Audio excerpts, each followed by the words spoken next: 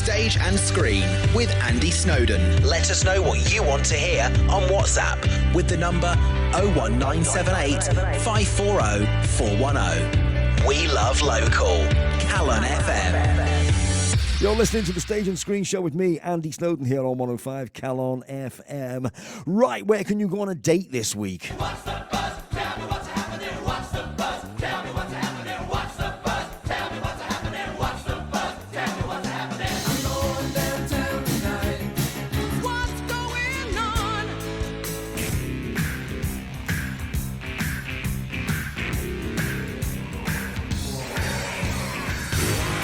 The Shawshank Redemption is now the stage show of the acclaimed movie. This thrilling stage production examines desperation, injustice, friendship and hope behind the claustrophobic bars of a maximum security facility. This one stars Joe Absolom, and I am so pleased to say he joins us on the line now.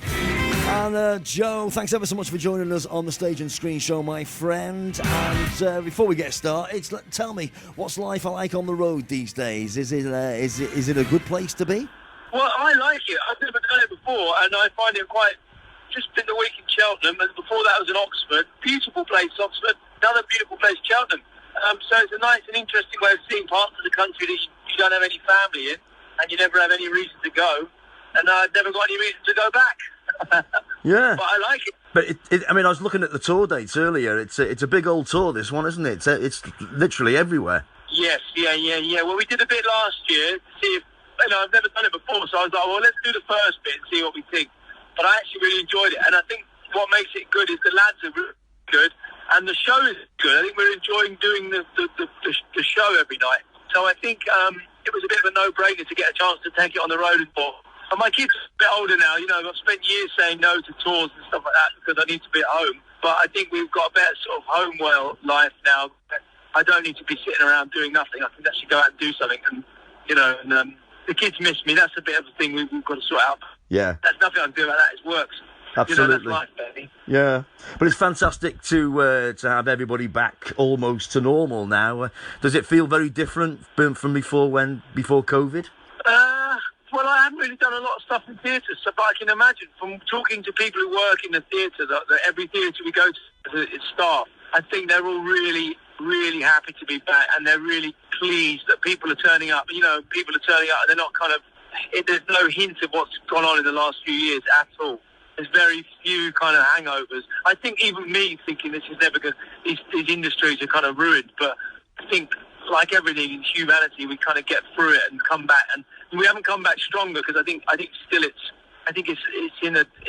needs to be supported. I think people are still not desperate to run out of the house and do that, but I think that's more for the cost of the whole thing.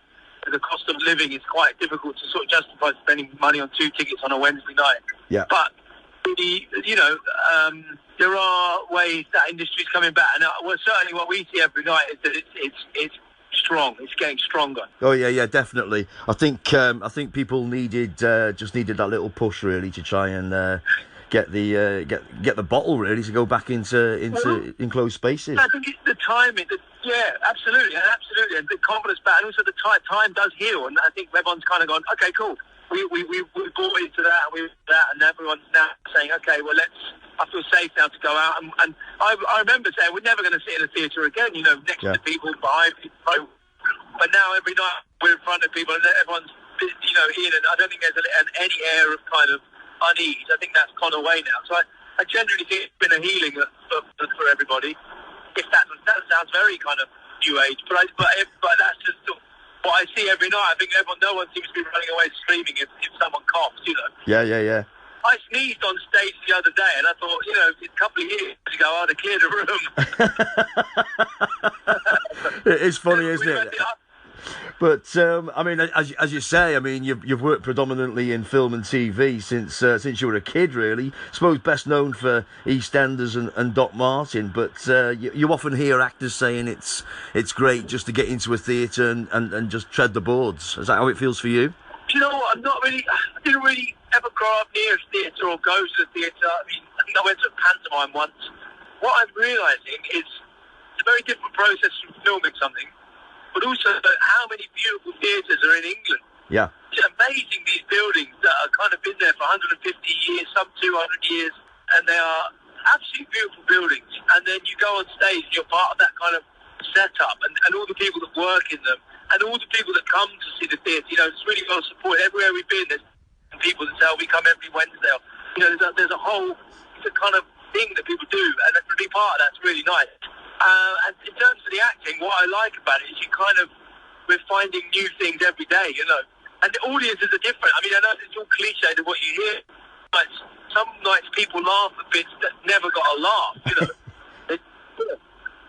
Yeah, it's weird. And it's a whole different towns will react. Like when we were in Milton Keynes, the audience clapped at one bit every night, the same bit. And yet, whenever we've been anywhere else in the country, no one's ever clapped there. Yeah, weird. I think that is that's the beauty of touring, really, because everybody's got different senses of humour. Weirdly, in the UK, it seems to be. It seems that that's really prevalent. Because there's a line in the play about someone setting fire to all of his loved ones, and there's a long gap, and one of the characters says, "Must have been one hell of a barbecue." And some places you get to, it's definitely silent. Yeah. So Oxford, everybody tutted like it was an all. And in Brighton, everyone laughed. Yeah. Like it was hilarious. The sense of humour changes literally 20 minutes down the road. Well, I think we better explain. Of course, we're talking about the Shawshank Redemption. I mean, it was a massive success as a movie back in 1994. Now it's a stage adaptation. Tell us about it. Well, so we open up and we're naked on the stage, being admitted to prison. If you can, is it admitted? Yeah, I suppose it is. And suddenly we're in this kind of environment which is pretty tough. And Andy Dufresne, the character I play, is a real fish out of water. He's a kind of successful bank manager in the 1950s, suddenly put into this brutal prison yard with kind of killers and murderers. And one guy's killed 7 of his family, 7. So we are suddenly seeing this kind of relationship and how his world has changed. And we're seeing also how he kind of learns to adapt. And the play takes over 20 years and it's kind of punctuated with songs. So if you're really canny and you listen to the soundtrack, every scene is punctuated with a different song. And you realise that the kind of era of the songs is getting older and older. And we start on Bobby Darin and we end up on like the Doors, in the later parts of it. Yeah. But it's also about how he kind of then he ingratiates himself into the prison with the officers and starts doing their tax returns and starts using his kind of accountancy brain. And what underpins the whole time is his kind of he has his hope to sort of succeed and to kind of get out of the situation, whether it legally or illegally. And he basically just keeps this kind of. It's kind of one of these stories that when you read about when it's people that's happened, you can't quite believe the tenacity of it. And over the 2 hours, I think we leave people pretty much. Some people are crying, some people are on their feet cheering. It's a really good story and a happy one at the end. Yeah. And you, obviously, you say you play the iconic role now, is made famous by Tim Robbins in the movie. You're Andy Dufresne, and is it a difficult thing to sort of not play it like him, or do you? How does it work for you? Well, my hair's falling out, so I can't get the curtains like Tim Robbins had. But I think it's probably a good thing. But I watched the film. To be fair, I fell asleep. I'm not very good at films. Being a father of 3, whenever I get to sit down, I just fall asleep rather than sort of enjoy anything. You and me both. So, yeah, it's not really, having to concentrate for nearly 2 hours is difficult for me. But what so I've just looked at the script and kind of gone for it, what's in the story, really. And sometimes people come up and say, "Oh, really, you really like Tim Robbins," and most people just say, "Oh, you kind of did it, you were believable, or you got away with it." Yeah. And a very good friend of mine came and went, "Mate, that was just you being American for 2 hours. I didn't get it." I said, "Dave, when you come to see someone in a play, you say it was good. You don't say anything bad. You just say that was really good. This is." Yeah, definitely. Because then I start questioning. But everyone takes from it something, and I don't think you ever go to the theatre and walk out feeling like you've never gone. Wish you hadn't seen it. Do you know what I mean? Yeah. Yes, definitely. I filmed once in Bulgaria, and I was working with some guys, and he was in a play that night. and we were doing this awful film. And he said, "You got to come and see it." So I went to see a Bulgarian version of something, and it was still amazing. You know, even though I had no concept of what they were saying, you take on everything, so I encourage you. You can get out of your house and go and see anything. It's worth doing. Yeah. Plays Mould on the 27th of February. Have you played Mould before, Theatr Clwyd?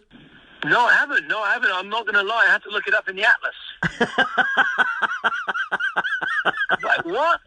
There's not even any vowels. In one of the Theatr Clwyd, isn't it? There's no vowels in it. There is. There's a couple of vowels in there, but the Clwyd. No, you're right. There's no vowels in that. Yeah, I hadn't noticed that before. Well, I'm that panicked. I thought, how am I going to put that in the sat nav? So,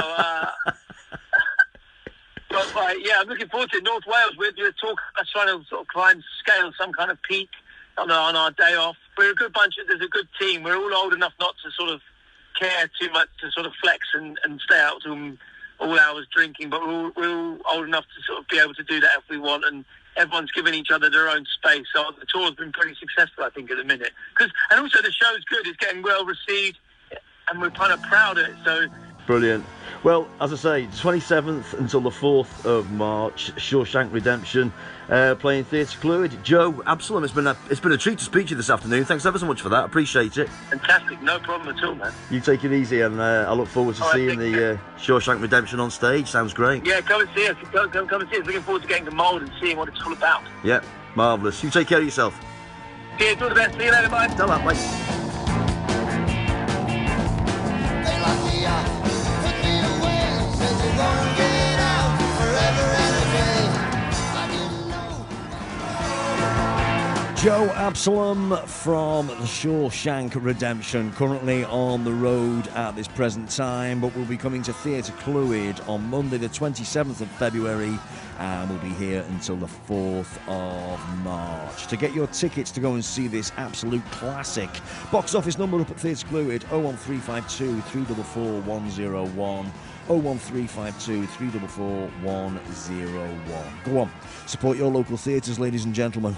They won't be there forever if you don't. Stage and Screen with Andy Snowden. Let us know what you want to hear on WhatsApp with the number 01978 540 410. We love local. Calon FM.